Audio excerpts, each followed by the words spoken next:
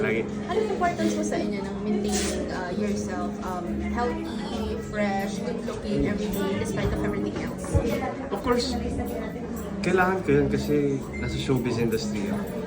And kailangan din sa work namin na fresh kami lagi para pag umaharap kami sa harap ng maraming tao, hindi kami mukhang haggard, gano'n.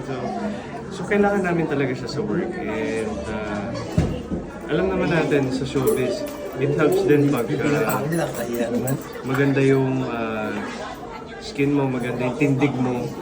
Nakakatulong din siya sa work. So, It's been a while since we saw you po like on stage, yeah, and you guys may upcoming projects po ba kayo na pinagkakalaan this week? ngayon, ongoing yung teleserye namin na Nino.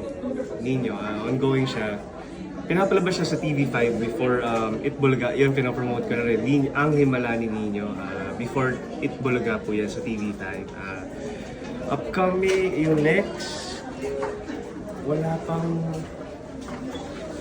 Hindi pa sure. Pero meron po kami to look forward. I hope so. Sana of course. Lagi naman yun ang dream. But ang goal ko talaga this year is makapasok ng theater. Gusto ko talaga mag-theater for experience and sabi ng karamihan ng mga naging kaibigan ko showbiz, marami akong matututunan doon.